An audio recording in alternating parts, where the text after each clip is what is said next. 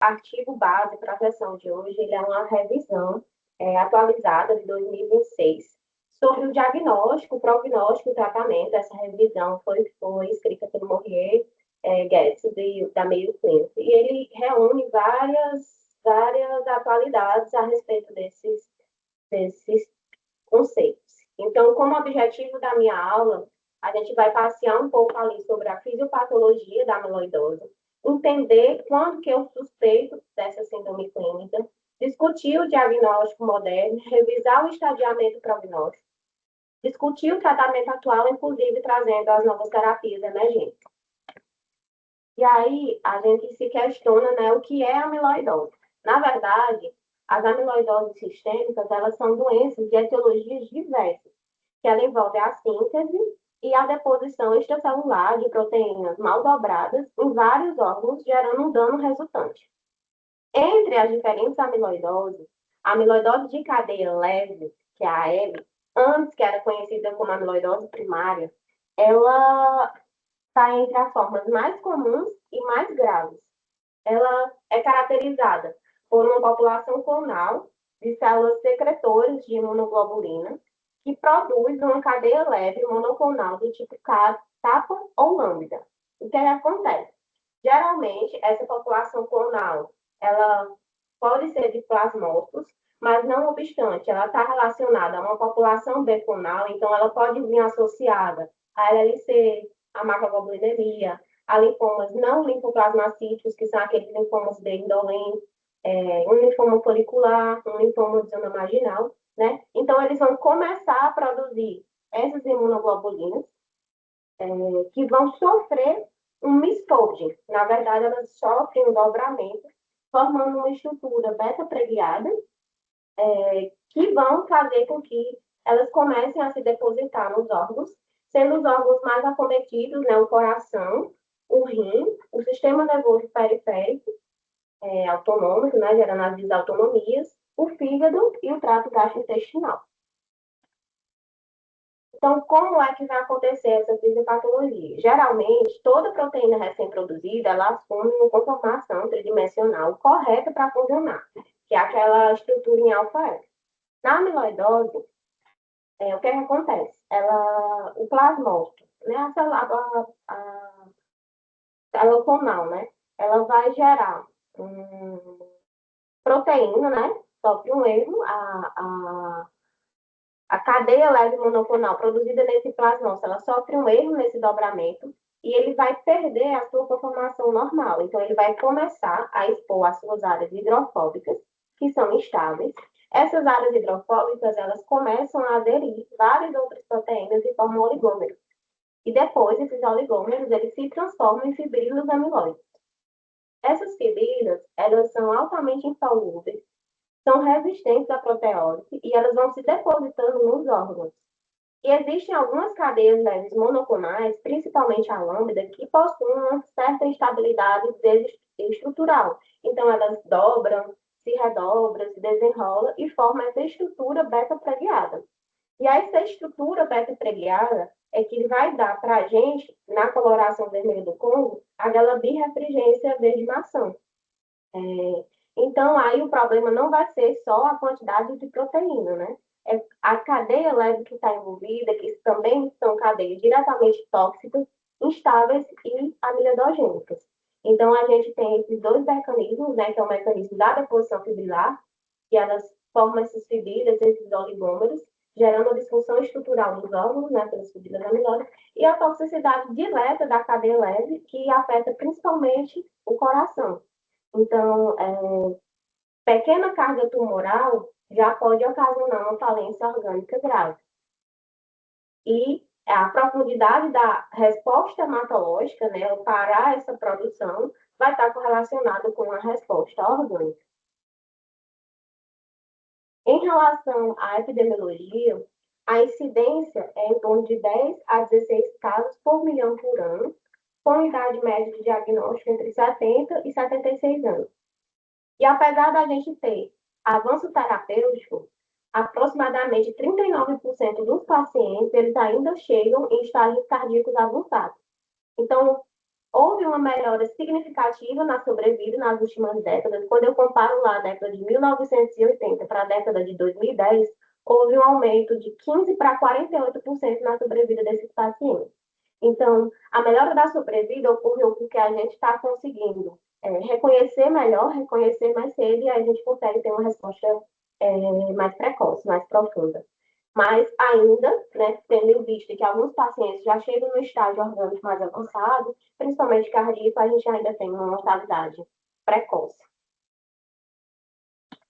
Isso se dá, né, por conta do atraso do diagnóstico. A gente vê que os dados trazidos pelo artigo é que o tempo médio até o diagnóstico, ele perpassa além de cerca de quase 3 anos, passando por muitos médicos, geralmente o primeiro profissional a ser procurado pelo paciente são os cardiologistas, né? Então, eles passam em torno por 5 médicos. Geralmente, eles são muito mais diagnosticados pelo hematologista, né?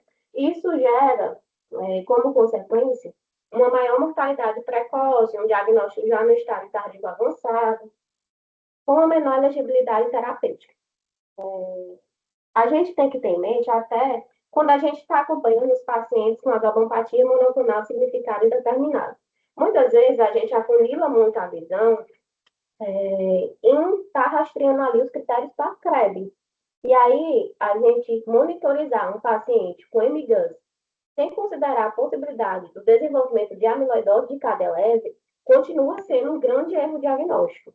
Então, é importante que a gente tenha em mente, né, aqueles sinais clínicos, aqueles sinais de alarme, que eu vou falar mais na frente, para a gente despertar o cliquezinho para começar a investigar a amiloidose de cadeia leve, principalmente nesses pacientes aí com mieloma smoldering, né, ou MGUS.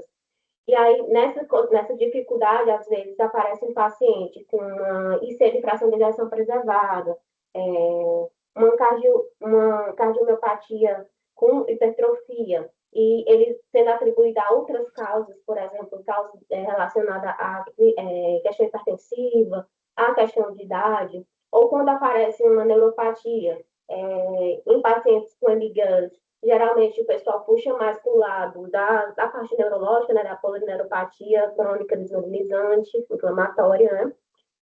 E aí começa a tratar com imunoglobulina, começa a tratar com plasmaférese, sem chegar realmente a tratar a etiologia correta. E, enfim, surgem alterações que, sem ver um paciente como um todo, começa a funilar na parte das especialidades. Então, a nefro vê uma proteinúria e atribui a uma causa de nefropatia por cilindros, e por aí vai. Então, isso vai gerando um diagnóstico num estágio orgânico que já está avançado, e isso vai gerando menor elegibilidade terapêutica, principalmente do ponto de vista limitante da parte cardíaca. E quando é que a gente vai suspeitar? Né? Quando é que eu vou... aqui pode ser amiloidose.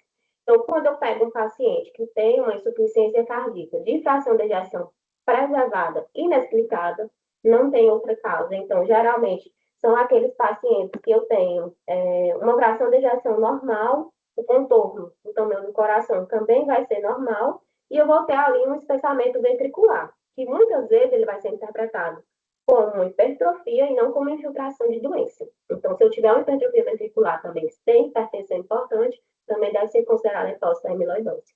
Outra síndrome é quando a gente tem uma síndrome nefrótica que não está relacionada a diabetes. Então, a gente pode já pensar ali no sinal de alerta. Outra é a neuropatia, né? Se eu tenho uma neuropatia com uma proteína monoclonal, e aí muitas vezes o paciente faz o que a gente chama de uma disfunção autonômica, né? Com quadros de hipotensão postural, macroglossia e purpura orbitária, apesar de ser mais específicos, os achados eles são menos comuns, né? A macroglossia e a purpura orbitária. A questão da hepatomegalia e da fosfatase alcalina elevada. Pacientes que têm já um MGUS que chegam com sintomas inespecíficos, porque, na verdade, a amiloidose é um grande mimetizador de várias doenças, ela envolve vários sintomas inespecíficos. E aí, por exemplo, se eu pego um paciente que é um MGUS que está com um queixo de fadiga, a fadiga ela aparece em cerca de 68% dos pacientes, aliás, 61% dos pacientes, e dispneia em cerca de 51%. Então, os pacientes eles chegam com esses sintomas menos específicos, perda de peso, edema, com MGUS, eu também tenho que levantar a suspeita. E aí a gente tem os red flags, né? Então, que são assim, eita, achei, vou investigar. Então, por exemplo, se eu tenho um aparelho espessado no eco, uma baixa voltagem no elétron, né, vai ser extremamente sugestivo. Se eu tenho uma neuropatia associada a uma desautonomia, levantar suspeita. Da mesma forma, uma síndrome do túnel do carpo bilateral, já vai começar a achar estranho, associada a uma estenose, isso pode, esses red flags, eles podem anteceder o diagnóstico de amiloidose em anos, né? E a gente consegue pegar essa alteração precocemente. Então, a gente, como eu já mencionei, as macroglossias, ela vai ser a manifestação mais específica, mas elas são pouco frequentes. E a gente tem também o caso da hipotensão postural, né? Que está associado tanto à questão das desautonomias quanto às causas cardíacas. Aqui no próximo slide, no artigo, ele traz um caso clínico, na verdade, é um caso clínico acompanhado por ele, lá na Mayo Clinic, de um paciente, de uma mulher, né, de 53 anos, que ela tinha mieloma múltiplo, né, ela tinha uma cadeia leve capa de 55, com 19% de plasmócito na medula óssea, e na apresentação ela tinha uma fratura com compressão. Então, ele fez o tratamento dessa paciente, com a terapia de indução tripla, de março a outubro de 2012, e aí ela teve transplante em novembro de 2012. Após o transplante, ela fez terapia de manutenção com Lena por 26 meses e foi suspenso porque ela teve um herpes zoster disseminado. Ficou tudo bem, ficou acompanhando. Na resposta, ela tinha uma cadeia leve capa de 2,95, então ela tem uma resposta muito boa. E ela ficou em regime de observação, era uma cadeia leve baixa, né? Ela tinha pelo menos ali um VGPR, e ela ficou em observação por 9 anos, que foi mais ou menos quando surgiu um aumento discreto ali da cadeia leve para 6,77, mas não tinha crédito. Ela passou esses 7 anos de observação e aumentou. Durante os 7 anos, ela tinha um toquezinho ali da fosfatase alcalina, 104, que subiu para 208 no nono ano. Nesse primeiro momento, ele pensou como se fosse outras causas, por exemplo, uma cirrose biliar primária. Então, a paciente ela foi encaminhada para a biópsia hepática, e aí, na biópsia hepática, foi visto depósitos de amiloide nos espaços canaliculares. Então, muitas vezes, essa proteína, que não é considerável, não é importante numa perspectiva do mieloma, né? Na perspectiva da amiloidose, pequena carga já pode gerar um dano orgânico, como é visto aqui nesse caso. Então, como é que a gente vai fechar o diagnóstico? Existem 4 elementos fundamentais para o diagnóstico. Primeiro, eu tenho que ter uma síndrome clínica compatível, né? Eu preciso ter uma manifestação sugestiva, seja ela com cardiomiopatia infiltrativa, uma síndrome nefrótica, uma neuropatia ou uma hepatopatia. Eu vou ter uma evidência de uma proteína monoclonal, seja ela por imunofixação sérica ou urinária, por dosagem de cadeias leves livres. Eu vou ter que ter uma demonstração da amiloidose, aliás, uma demonstração da proteína amiloide. E isso eu vou ter por meio de uma biópsia, com a coloração vermelha do Congo positivo, né? Que eu vou ter aquela birrefringência verde maçã. E eu vou ter que identificar a amiloidose, a proteína amiloide, porque eu vou ter que provar que essa amiloidose é do tipo cadeias leves, a amiloidose é essa. Então, eu não posso diagnosticar a amiloidose apenas porque existe uma proteína monoclonal, porque até 23% dos pacientes com um tipo de amiloidose, que é a ATTR, taxoterrina selvagem, elas vão apresentar um MGUS ali concomitante. Então, eu tenho que tipar aquela proteína amiloide.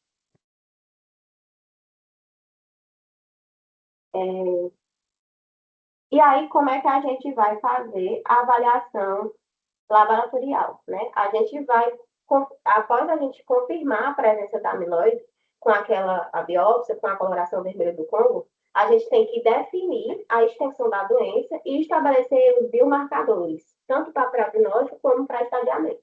Então, a gente vai precisar da biópsia de medula óssea, que geralmente está associada à biópsia do coxinha adiposo, que é para ver essa questão da coloração vermelha do Congo, que me define que tem uma proteína amiloide.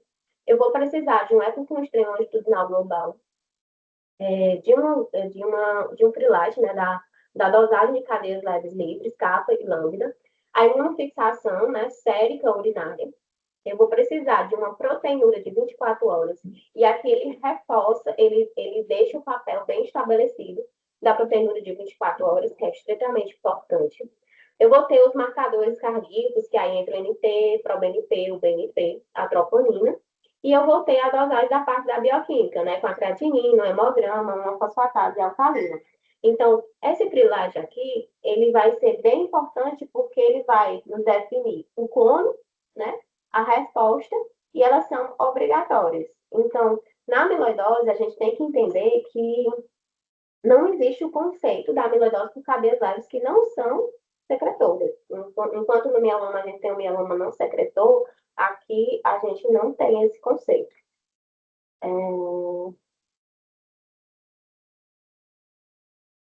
E aí, um outro ponto bem importante é a diferença do freelite. Como é essa diferença do freelite? Porque muitas vezes a gente vê ali a cadeia leve envolvida, mas como um fator prognóstico, um fator de acompanhamento, um critério de resposta, a gente precisa calcular essa diferença entre a cadeia envolvida e a cadeia não envolvida.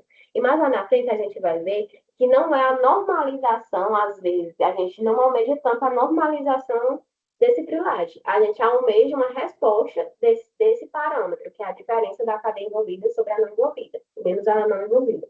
E aí ele tem papel clínico, tanto no diagnóstico, né, porque ele vai me definir ali minha carga amilidogênica, quanto no estadiamento, porque o estadiamento do meio 2012 ele vai incorporar isso, eu vou explicar mais na frente, e ele vai ser o principal marcador hematológico. Então, quanto mais essa diferença do pilate, maior eu tenho mortalidade precoce, maior eu tenho um risco tardio.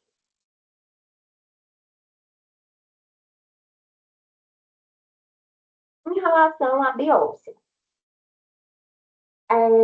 qual é a nossa estratégia preferida? Muitas vezes a gente tem na cabeça que, por exemplo, tem ali uma infiltração no rim, tem ali uma parte cardíaca e a gente tende a ir diretamente na biópsia do órgão envolvido. Na amiloidose AL, isso não é verdadeiro.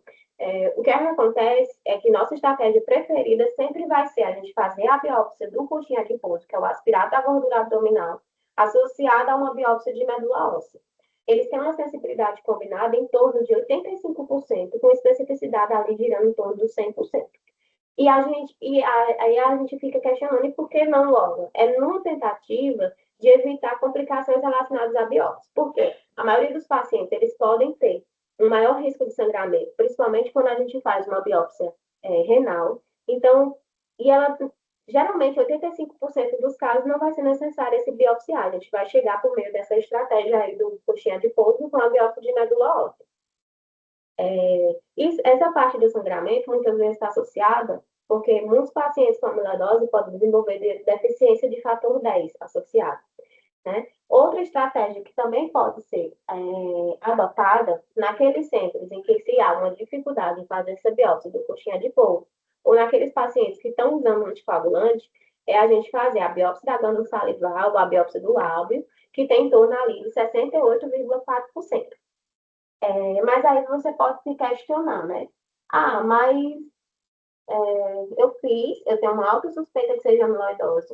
Foi feita a biópsia do coxinho, foi feita a biópsia da medula óssea, eu não cheguei ao diagnóstico, ainda assim eu acho que é amiloidose. Então, aí a gente vai passar para a biópsia do órgão envolvido, sendo que a gente tem que ter em mente que existe a possibilidade também de existir uma amiloidose localizada. Então, nessa amiloidose localizada, eu vou ter um depósito ali, mas não uma doença sistêmica. Não, e esses lugares mais acometidos é o trato urinário, o trato gastrointestinal, a pele, a parte pulmonar pode aparecer, a laringe. Então, eu tenho que diferenciar isso de uma forma bem cuidadosa. E aí, a gente chega na gente definir, diferenciar qual é a proteína envolvida ali na amiloidose, né? Muitas vezes, a gente vê um paciente com cardiomiopatia e a gente fica naquela para diferenciar a amiloidose. Existem algumas estratégias, né? Por exemplo, usar a cintilografia com pirofosfato, tecnésio, ou a própria ressonância com gadolínio, mas a gente vai ver que existem alguns nuances, que eu vou explicar mais na frente. Então, o padrão ouro para a gente fazer a tipagem, para a gente diferenciar os tipos de amiloidose, é com essa espectrometria de massa. Ela é superior, inclusive, à imunistoquímica, e aí a gente tem que ter em consideração. E qual a dificuldade da imunistoquímica? Lembra lá na fisiopatologia, quando eu expliquei que essas proteínas, elas sofrem um misfold, né? Elas sofrem um dobramento. Então, quando na imunistoquímica, aquela estrutura tridimensional, ela pode, no dobramento, esconder alguns epítopos. Então, isso pode dar alguns resultados falsos negativos, né? A gente não chegar no diagnóstico.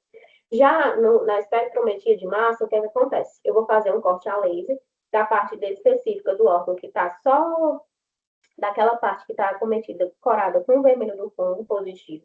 E aí eu vou fazer uma dosagem do peso molecular, da atividade, e aí eu vou conseguir diferenciar os diversos tipos de amiloidose. Se ela é uma amiloidose kappa, se é uma amiloidose lambda, se é uma TTF, e só é por uma amiloidose por cadeia pesada.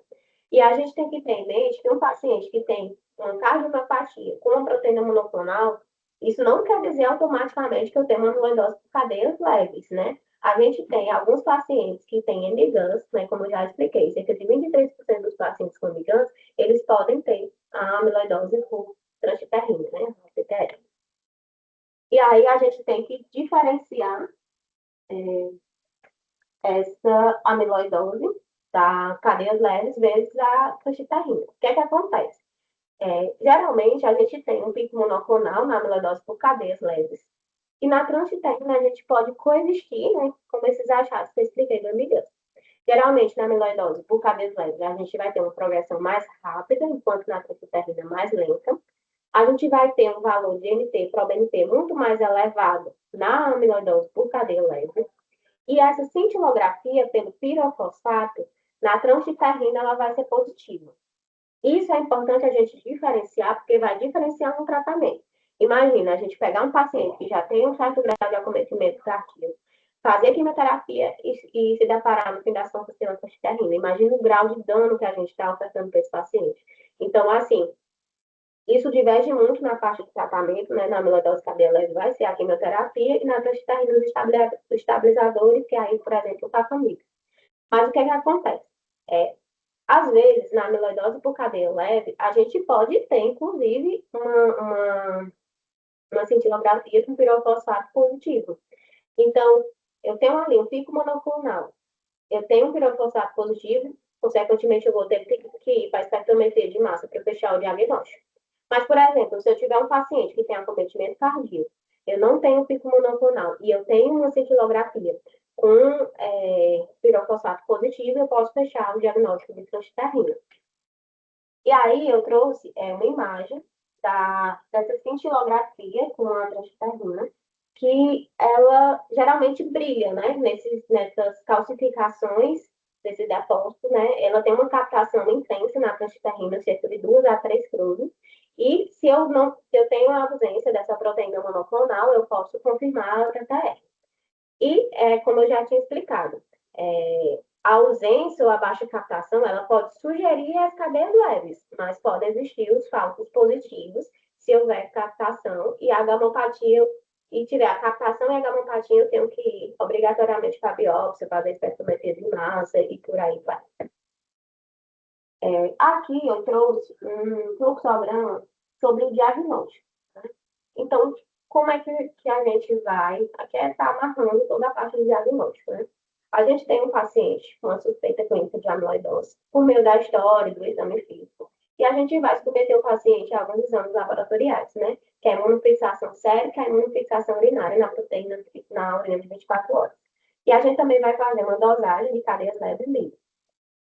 Se eu achei uma proteína monoclonal, então eu vou fazer aquele combo, né? A biópsia de medula associada a uma biópsia, um aspirado da gordura abdominal, que é o coxinha adiposo. E aí, se essa biópsia veio negativa, eu ainda tenho uma suspeita clínica alta, eu vou biopsiar o órgão envolvido. Se a minha suspeita clínica for baixa, eu vou descartar a amiloidose.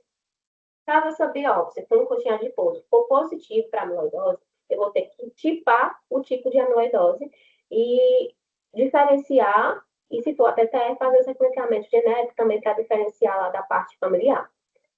Se eu fiz lá no início, os testes laboratoriais, que é a monofixação sérica urinária e o FILAT, e não mostrou proteína monoclonal, eu vou para a parte do exame com pirofosfato, né? Sentido com pirofosfato. Se aí veio positivo, eu vou ter uma amiloidose ATTR, eu vou fazer a parte do sequenciamento da TTR, né? E se for negativo, eu ainda tiver uma suspeita clínica alta, eu vou fazer a biópsia do órgão, e se for positivo, vai lá para o mesmo, fazer a espectrometria de massa para diferenciar o subtipo. Se for negativo, a amiloidose vai ser excluída. Se na suspeita clínica eu tenho baixo risco, eu vou pensar aí em diagnósticos alternativos. Então, o principal determinante no desfecho da amiloidose vai ser essa extensão do meu acometimento cardíaco. O espessamento da parede ao eco, a normalidade de relaxamento diastólico, com disfunção do ventrículo direito, o espessamento valvar, uma formação no eco anormal tem sido associado ao prognóstico. E o NT, pró-BNP, ele é o fator isolado que tem maior valor prognóstico. A sobrevida, ela também vai depender do tamanho do clone de células plasmáticas, o que pode impactar na decisão, por exemplo, de fazer uma terapia de manutenção ou não. Essas questões, no artigo, ele traz algumas questões a respeito desse marcador, né, das diferenças do FILAT. Principalmente agora na era do daratumumab. O que é que acontece? Foi visto num trabalho recente que a cadeia leve livre basal ela não afetou na profundidade da resposta em pacientes recém-diagnosticados. E aí, os pacientes com biomarcadores cardíacos teriam que estadiar a amiloidose. Isso é muito importante a gente ter em mente, que pode gerar alguns equívocos, porque no meio de 2012 foi incluído esse cadeias leves livres, e ela tem sido usada para estratificar os riscos, principalmente para elegibilidade e para ensaios clínicos. Então, pode estar um pouco equivocado. Mas a gente sabe que, na prática clínica, ela ainda é muito bem documentada, ela ainda conversa muito, tanto com o prognóstico como a parte de resposta clínica desses pacientes. E aí a gente vai para a parte do estadiamento, que é um dos pontos mais importantes, né? A gente tem 4 modelos de estadiamento, aqui eu coloquei 2, mas eu vou explicar um pouquinho sobre os outros também, né? Que a gente utiliza biomarcadores solúveis. No modelo de meio, de 2004, ele vai utilizar a dosagem da troponina e do NT pro-BNP. Então, ele usa o limite de 0,035 da troponina e do NT pro-BNP de 332. Então, se eu tiver os dois baixos, eu vou ter o estágio 1. Se eu tiver um dos dois alterado, né, acima do valor de corte, eu vou ter o estágio 2. E se eu tiver os dois elevados, eu vou ter o estágio 3. E aí, o que foi que aconteceu?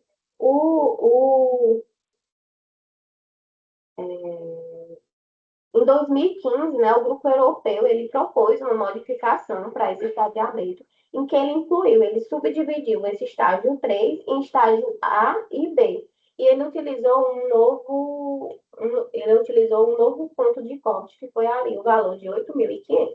Então, os pacientes que estavam com um NT, ProBNP, maior que 8.500, estavam estadiados em 3B, que ele denota um pior prognóstico, né?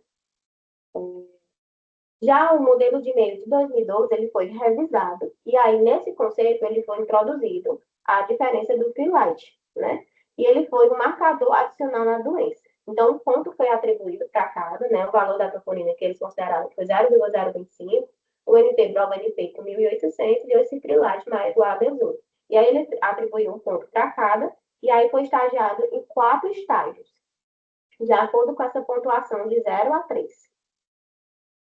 Recentemente, o grupo da Universidade de Boston, ela desenvolveu um novo sistema do estadiamento e se correlaciona com o sistema de meio. A única diferença é que, em vez de ele utilizar o NT para o BNP, ele usou o BNP, né? E aí ele usou um limiar maior ou igual a 81, e naqueles locais que não tinha disponível NT para o BNP, a gente conseguiria também estadiar usando o BNP.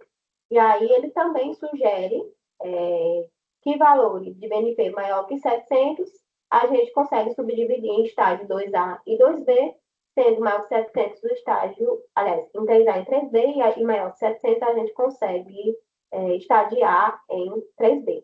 E a gente sabe que esses modelos, eles são muito eficazes quando a gente começa a dividir os pacientes em grupos de sobrevida e examinando essas curvas, esses dados e as curvas de sobrevida desses pacientes. Então, ele é bem estabelecido, esse estadiamento. Critérios para estadiamento de órgão específico também foram criados, principalmente aí para o rim, né? No intuito da gente prever melhor o desenvolvimento da doença renal subsequente. E aí ele se baseia principalmente na perda de proteína e na taxa de filtração. Então, o estágio 1, eu vou ter uma perda de proteína menor do que 5 gramas, com uma taxa de filtração glomerular maior do que 50. No estágio 2, ele vai ser subdividido em estágio 2A e 2B, em que no estágio 2A eu vou ter uma proteína maior do que 5 gramas, uma perda de proteína maior que 5, com uma taxa maior do que 50. No estágio B, uma perda menor do que 5, mais uma taxa de filtração menor do que 50. E no estágio 3, eu vou ter uma perda de proteína maior do que 5, com uma taxa de filtração glomerular menor do que 50. Isso é considerando relevante porque, às vezes, esse paciente ele é acompanhado também por outras especialidades, e às vezes pode-se pensar no órgão, no transplante do órgão afetado subsequentemente. Em relação ao prognóstico, né? Além do estadiamento de meio, a gente tem os fatores independentes que são preditores de mortalidade precoce. E aqui a gente destaca a diferença do Freelite no valor muito elevado, ali maior do que 55. Isso denota que o paciente tem uma maior carga amiloidogênica. A taxa de filtração glomerular menor do que 30, isso está relacionado tanto a um pior prognóstico renal quanto global. E uma pressão arterial sistólica menor do que 100. Isso aí a gente já dá um cliquezinho que seja um acometimento cardíaco mais importante. Fora isso, a gente também tem a parte citogenética, né? Cerca de 40 a 50% dos pacientes têm essa translocação 11-14, que os pacientes com mieloma, eles ficam no risco padrão, aqui eles têm um papel importante, porque esses pacientes, eles fazem uma alteração epigenética que fica dependente da bio do BCL2, e isso faz com que os pacientes vão pior ao cortesonide, respondendo cerca ali de 14, 16%. Então, ela tem um menor sobrevida livre de eventos. Aqui, a nossa terapêutica, como vai ser visto mais lá na frente, está mais relacionado ao venetoclax. Fora isso, a gente também tem a translocação aliás, o acréscimo do braço longo do cromossomo 1. E aí, essa alteração do cromossomo 1, ela também está relacionada ela também está relacionada à maior carga clonal, elas têm características mais agressivas, e ela foi vista com alterações típicas do mieloma. Isso gera uma menor sobrevida, livre de progressão, menor sobrevida global, o paciente vai pior às terapêuticas, né, as respostas são menos duradouras, com maior risco de recaída. Uma das características únicas da amiloidose é que a gente precisa avaliar a resposta hematológica. Essa resposta hematológica, ela vai se traduzir diretamente na sobrevida e na recuperação orgânica. Então, diferente do mieloma, que a gente não mede só o controle tumoral, a gente tem que avaliar a capacidade de interromper essa produção da proteína tóxica. Então, a negatividade da DRM também importa, está associada a uma maior sobrevida, mas ela não vai ser obrigatória para o critério de resposta orgânica, apesar dela aprofundar, né? Então, como é que vai se dar essa resposta hematológica? A completa, ela é quando a gente tem uma monofixação sérica e urinária normais, com Freelite normal, então está tudo dentro dos conformes. A resposta parcial é quando eu tenho uma redução dessa diferença do Freelite de 50%, né? Pelo menos 50%, e o VGPR é quando eu tenho a diferença do Freelite menor do que 4. Aqui a gente precisa ter em mente que tem pacientes que têm pouca proteína monoclonal, né? Pouco Freelite, pouca cadeia envolvida, já gerando um dano orgânico. Isso vai ser um pouquinho difícil da gente conseguir mensurar em pacientes que têm um Freelite ali menor do que 10, por exemplo. Então, a gente vai ficar na dúvida se o paciente teve uma resposta parcial ou se teve um VGPR. Isso muito vai ser visto com a resposta orgânica que que vai ser que ao longo do tempo, né, na verdade. E a gente tem o alvo, né, da resposta orgânica. Embora o nosso alvo imediato seja eliminar essa produção, seja interromper essa produção de cadeia leve, o final é a gente melhorar a resposta orgânica, a gente recuperar o órgão que está envolvido. Então, a gente tem a resposta orgânica cardíaca, que vai por meio do NT-proBNP, que eu tenho como uma ausência de resposta quando eu tenho uma redução menor do que 30%, uma resposta parcial quando está em 31% a 60%, um VGPR quando eu tenho maior ou igual a 60% da redução desse NT-proBNP, e uma resposta completa quando meu NT-proBNP está menor ou igual a 400. Já em relação à parte final, é visto por meio da proteinúria. Se eu tenho uma redução dessa proteinúria em menos de 30%, eu não tenho resposta. Se eu tenho 31, 60% parcial, o VGPR maior ou igual a 60%, e uma resposta completa vai ser quando tenho essa proteinúria menor ou igual, aliás, menor que 200 miligramas em 24 horas. Agora a gente vai falar um pouco sobre o tratamento. Antes da gente instituir o transplante de medula óssea, era feito o tratamento baseado em melphalano, em altas doses, e dexametasona. E aí a gente observou que esses pacientes eles tinham uma sobrevida muito ruim, era em torno de 12 a 18 meses. Então, esse tratamento, né, visando interromper essa produção da cadeia leve, ela visa não só interromper a produção, como a gente tem uma recuperação orgânica. A negatividade da DRM ela tem sido correlacionada com maiores taxas de resposta cardíaca ou renal, e o transplante, ele tem bons resultados em pacientes com amiloidose cardíaca diagnosticada antes da instalação do ICC avançado, da insuficiência cardíaca avançada, chegando à taxa de resposta hematológica de 76%, com uma taxa de resposta orgânica de 41%, e em que a resposta hematológica previu a sobrevida. No entanto, o transplante vem perdendo um pouquinho o espaço quando da chegada do daratumumab. Houve uma queda da indicação do transplante em 71%, muitas vezes indicado porque poucos pacientes são elegíveis a essa terapêutica e também pelo risco relacionado à terapia. Então, a era daratumumab, ela veio para definir respostas tão boas quanto o transplante. E aí, falando um pouquinho mais do transplante, a gente vê que não mais que 20 a 25% dos pacientes são elegíveis ao transplante, com a taxa de sobrevida de 10 anos de 53% em pacientes com resposta completa. Só que hoje em dia ele vai ser reservado para aqueles pacientes que têm uma resposta subótima à indução, eles não vão tão bem na indução, no intuito da gente aprofundar uma resposta. Está mais indicado para aqueles pacientes com doença recidivada, aqueles pacientes que têm uma amiloidose IgM, ou seja, geralmente os pacientes são CD38 negativos, então eles não vão bem ao DARA, por exemplo. Ou aquele perfil mais de amiloidose, de mieloma de alto risco, né, com plasmócito maior que 30%, ou que tem uma genética mais de alto risco. No transplante, a gente também tem preditores de sobrevida global, né? Por exemplo, o continamento com dose total. Então, se a gente usar o continamento MEL 200, a gente tem uma melhora da sobrevida. Então, ou seja, a gente precisa, pelo menos, de algum espaço ali da parte orgânica, da parte cardíaca, bem compensado para o paciente, para que a gente consiga instituir essa terapêutica. A infusão de células também, CD34, maior do que 4,5 vezes 10 a sexta, também é um preditor de sobrevida. Como fatores de risco associados à terapia, a gente tem o status performance aí com ECOG, o NT-proBNP maior que 1.800 é um marcador de prognóstico, está mais associado à morte relacionada à terapia, e uma albumina menor do que 2,5. Naqueles pacientes que têm uma resposta subótima à DARA, quando a gente submete ao transplante, ele pode produzir uma negatividade DRM do D+100 excelente, em torno ali de 63%. Então, a gente vê que o transplante ele pode ser indicado, inclusive ali na segunda linha, com respostas muito boas. E aí fica assim uma pergunta a respeito da terapia de manutenção. A gente usa ou não usa terapia de manutenção?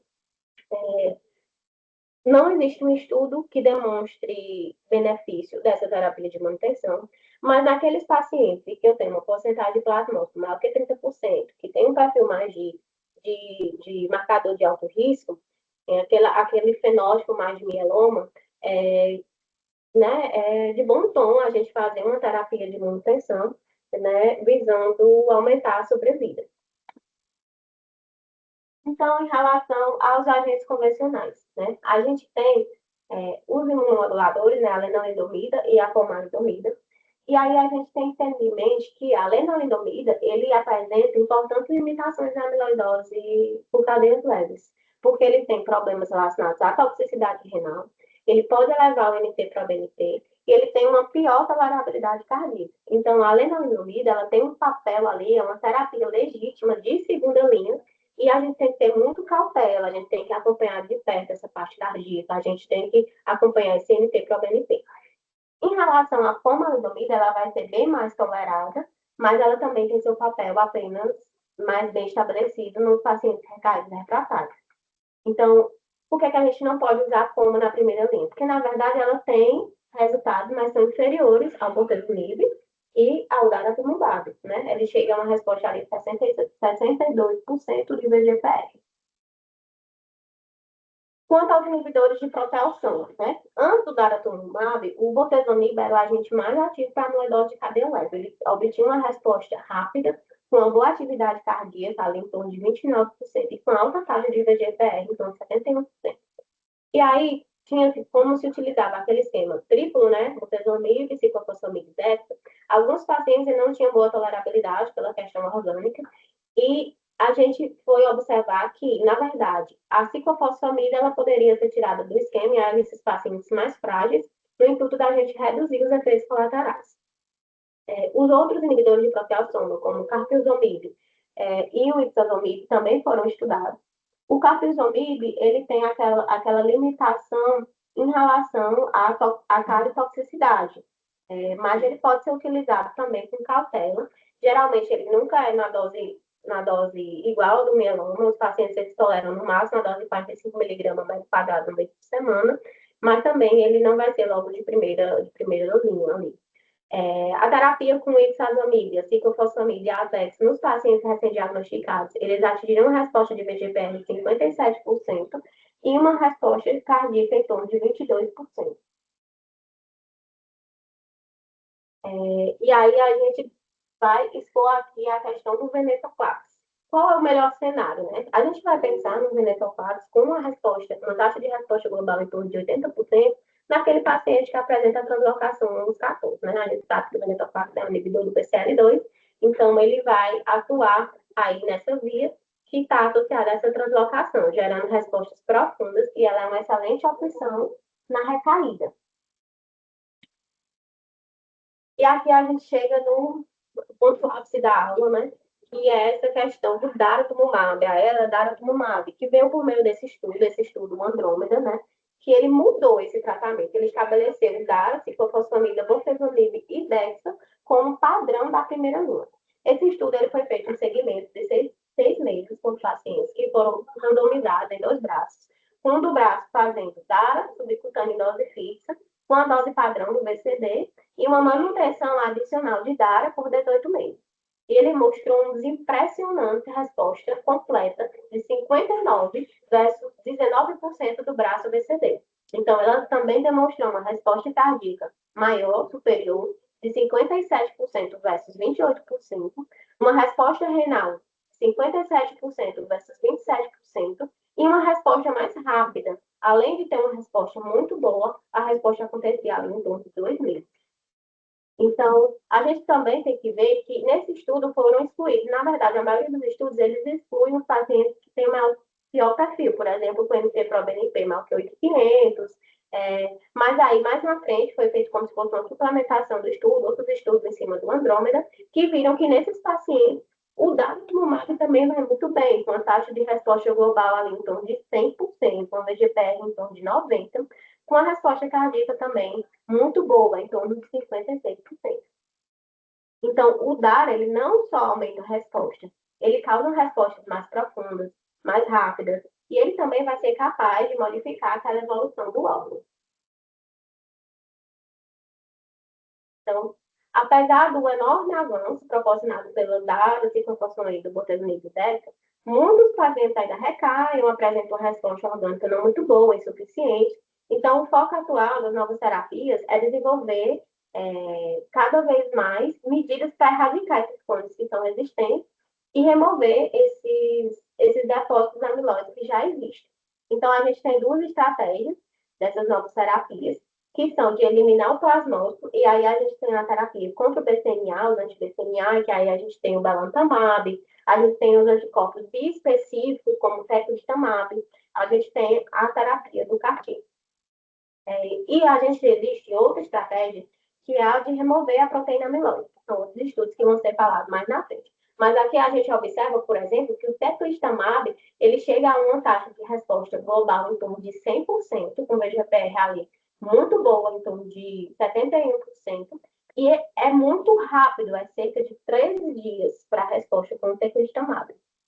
Então, ele apesar de um paciente já ser refratário, a gente observa que os pacientes conseguem ter uma resposta muito boa, diferente ali de outras doenças. E aí, em relação às terapias anti-BCMA, né, o anticorpo conjugado com o belantamab, ele tem uma taxa de resposta global ali de 71%, com um VGPR em torno de 58%.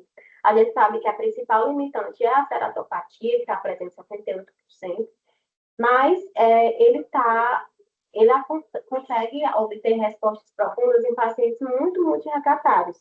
Então, a gente tem respostas comparáveis às terapias de primeira linha, bem como os outros que eu já mencionei, né? O teclistamab, o elrantamab, e por aí, e o próprio CAR-T, né? Em relação aos biespecíficos e CAR-T, os dados são extremamente promissores. Os estudos ainda são pequenos, mas foi visto em um estudo com 8 pacientes que foi alcançado o VGPR com todos os pacientes, com 75% dos pacientes tendo cadeia lesa indetectável nos biespecíficos. Isso aqui é do teclistamab. E em relação à toxicidade, geralmente o síndrome de liberação de citocinas leve, facilmente manejado, com poucos eventos neurológicos. Já em relação ao CAR-T, ela tem uma resposta hematológica ali de 94%, tendo resposta completa em 75%, inclusive com negatividade da DRM. Então, o que é um pouco limitante no CAR-T é aquela fragilidade clínica pela cardiopatia. Aqui eu trouxe um fluxograma também para amarrar a questão do tratamento, né? Então, se eu tenho um paciente que tem um diagnóstico de amiloidose, eu vou fazer a terapia padrão, né? Que é com DARA, bortezomib, ciclofosfamida e DEX. E aí eu vou fazer a avaliação, vou avaliar se esse paciente teve uma resposta hematológica parcial em 2 meses ou VGPR pelo menos em 4 meses. Se sim, eu vou continuar a terapia com 6 meses do bortezomib, ciclofosfamida e dexametasona, e dexametasona, e eu vou fazer 24 meses de manutenção com DARA. Se não, eu vou avaliar a elegibilidade ao transplante. O paciente é elegível ao transplante, se sim, eu vou fazer o continuamento, de preferência com a dose cheia de 1.200, e se não, eu vou para o fluxograma de amiloidose refratária. E aí, no fluxograma, que está aqui embaixo de amiloidose refratária, eu vou avaliar a resposta e se esse paciente foi exposto ou não exposto a anti-CD38 nos últimos 24 meses. Se sim, se ele for exposto, se essa exposição for mais que 24 meses, eu vou fazer terapia anti-CD38. Se não, eu vou avaliar a elegibilidade para o transplante. O paciente é elegível ao transplante, continuamento e transplantar. Se o paciente não é elegível, eu vou avaliar se o paciente tem uma translocação nos 14. Translocação detectada, venetoclax, dose 400 mg dia, dose almejada. Se não tem uma translocação, aí eu vou para aquela parte dos específicos, do CAR-T, as drogas mais padrões ali, como famalidomida, e por aí vai. Todas as terapias que foram discutidas até aqui, elas visavam interromper a produção da cadeia leve, mas nenhuma ela tinha como intuito remover o amiloide que já estava depositado. Então, o KL101, ele tem um intuito é um anticorpo monoclonal que ele vai reconhecer as fibrilas amiloides e ele vai promover, ele vai opsonizar para que os neutrófilos eles consigam degradar essa proteína que já está lá instalada. Então, ela tenta limpar o órgão que está infiltrado. Porque a gente sabe que, na verdade, o que acontece? A resposta hematológica precede a resposta orgânica. E a resposta orgânica ela pode acontecer muito tempo após a resposta hematológica. Então, isso é no intuito da gente fazer uma terapia associada, de complementar esse tratamento antiplasmódico.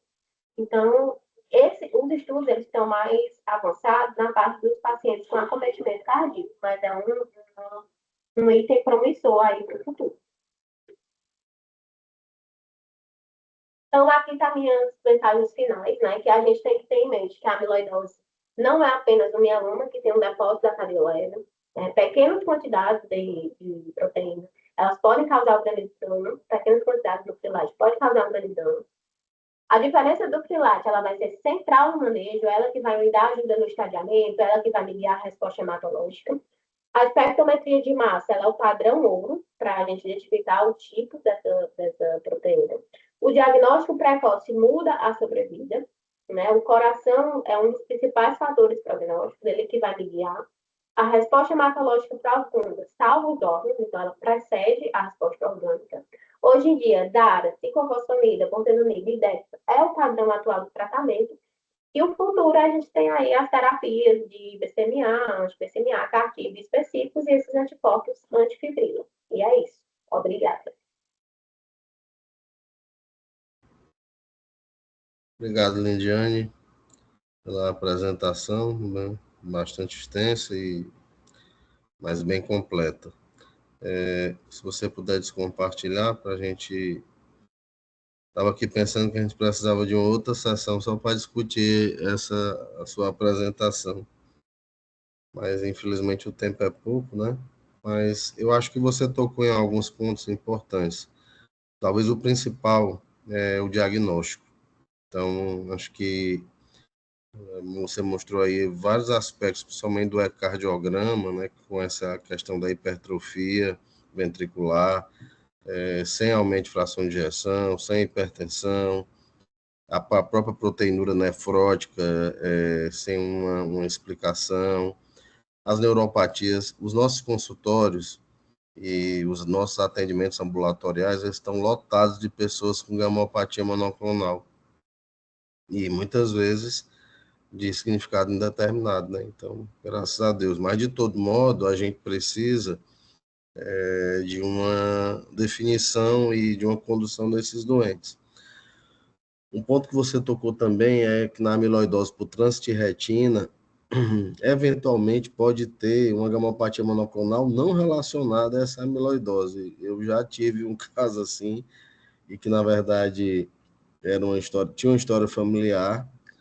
Essa paciente, inclusive, chegou a fazer um VD, eu acho que na época, mas depois a gente conseguiu, não tinha espectrometria de massa no Brasil na época, tem muitos anos, tem mais de 20 anos, e ela teve que ir para Portugal, na Universidade do Porto, né, porque eles faziam uma identificação. Tinha uma médica lá que eu tinha contato, ele foi, então é importante. O Freelite como centro aí do controle é importantíssimo e, ao mesmo tempo, a gente precisa ter bastante cuidado com esse manejo, porque o Freelite ele é um exame, primeiro, precisa ser muito bem feito. Segundo, ideal que seja por tubidometria, então tem que ver o método que está sendo feito e é preciso ter muita cautela, né, com as conclusões que você tira baseado só nele, mas ele é um exame importante. Por último, eu quero falar sobre o tratamento. O protocolo Andrômeda, que você citou aí, que faz o DARA subcutâneo, com bortezomib e com diferenças importantíssimas, com ou sem o daratumumab, ele mudou completamente o paradigma de tratamento da amiloidose, né? Então, claramente. E isso, na prática, o grande problema para nós é que esses doentes chegam com doença muito avançada. E os que conseguem ter acesso a esse esquema, que não são a maioria, a minoria, mesmo nos serviços privados, eventualmente eles têm solução de continuidade. Então, a reprodutibilidade desses estudos clínicos, nem sempre na vida real ela é semelhante. Para nós, ainda é muito válido o acesso ao transplante e o doente poder transplantar. Tá? Você tem um viés de seleção, porque o doente que pode transplantar é um doente que você controlou para o BNP, é um doente que a função renal está melhor, e aí, de fato, você consegue levar ele para o transplante autólogo. Para nós ainda é a salvação da lavoura, tá? A gente tem mais ou menos uns 15 casos de amiloidose transplantados, com resultados muito bons, os que conseguiram transplantar, tá? A última vez que nós reavaliamos esses dados foi em 2024 e nós tínhamos aí acima de 60% de resposta em 5 anos, tá? Então, entre 2 e 5 anos, agora não me recordo se era 2 anos ou 5 anos. Então, eram essas considerações que eu vou fazer com relação especificamente. Você comentou uma coisa importante, que é um divisor de águas para indicar transplante. Insuficiência cardíaca descontrolada, pró-BNP elevadíssimo, impede que você transplante esse indivíduo. Então, esse é um ponto também importante. E a manutenção, você colocou muito bem, ela não é muito ainda bem estabelecida. O pessoal passou um pouquinho do horário, mas se alguém tiver alguma consideração, não sei se a Jaqueline gostaria de falar, acho que a Jaqueline está aqui, se ela gostaria de fazer algum comentário. Jaqueline ainda está aqui, pessoal? Acho que ela saiu. Não, tá, acho que sim. Bom, não sei se ela está. Eu não sei se mais alguém queria fazer algum comentário, alguma pergunta para a Lindiane.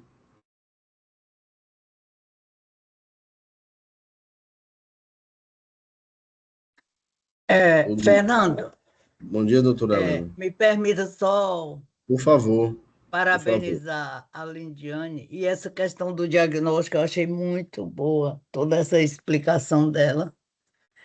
Eu não gosto de amiloidose, você sabe disso. Nós sabemos. É, eu estava pensando aqui, se há 30 anos atrás eu tivesse a Lindiane comigo, com todo esse conhecimento, a vida tinha sido mais fácil. Mas é isso mesmo, a Lindiane nós não era nem nascida. Parabéns, viu? Muito boa apresentação. A questão do diagnóstico ela é uma preocupação muito grande, porque, como eu comentei, a gamopatia monoclonal, e que na maioria das vezes é de significado indeterminado, ela é um diagnóstico diferencial importante, né? E tem muita neuropatia associada, e com sintomas, às vezes, que são exuberantes e às vezes que são leves, né? Então, eu até estava comentando na visita, acho que segunda-feira, que muitos anos atrás, na década de 90, eu estagiei um período na Universidade de Boston, e num serviço específico que tratava mieloma e amiloidose, transplante, principalmente. E nessa ocasião, eles têm uma técnica de aspirar com agulha grossa tecido celular subcutâneo, e rapidamente a gente sabia se tinha, e corava pelo vermelho Congo, né? E no mesmo dia ou no dia seguinte a gente já sabia se aquele indivíduo tinha proteína amiloide ou não. Isso faz uma diferença brutal, porque até você ficar fazendo biópsia de coxinha adiposo, eu até prefiro fazer do tecido celular subcutâneo. Quando é possível, eu peço ao cirurgião para fazer o tecido celular subcutâneo, que eu acho mais prático e melhor para o paciente. Esse é um ponto importante que eu acho. E a outra questão que é que, assim, é preciso ter muita cautela, né? Porque, por exemplo, o acesso à espectrometria de massa, para nós, nós não temos aqui, eu geralmente mando para o Fleury, em São Paulo, então é outro fator limitante, mas que quem tem acesso ajuda muito, né? E eu acredito que a gente vai ter aí, eu espero que a gente consiga melhorar cada vez mais, né, com relação a esses pacientes. Eu não sei se mais alguém quer fazer um último comentário, a gente passou um pouco, mas também começou, hoje foi meio atrapalhado, começou um pouco mais tarde. Acho que mais uma pergunta ou um comentário a gente encerraria. Pessoal, então, pelo avançado da hora, eu quero parabenizar a Lindiane e dizer que no final de julho nós vamos discutir especificamente o protocolo Andrômeda. O João Paulo que trabalha, que é médico do assistente, vai apresentar os dados que a Lindiane introduziu aí do Andrômeda, tá? E assim, quero fazer um comentário. O paradigma do transplante, ele é muitas vezes uma opção curativa, né, e eventualmente muito mais, o ideal é que o doente, quanto menos tratamento fizer e melhor resultado tiver, a gente sempre faz, essa é a principal opção, né, independente de transplante ou não transplante. Então, isso tem que ficar na nossa cabeça, e quanto mais opções o paciente tiver, melhor, né? Acho que essa é a principal mensagem. Bom resto de semana para vocês, um abraço, tudo de bom. Até mais. Obrigado, Lindiane, parabéns. Obrigada,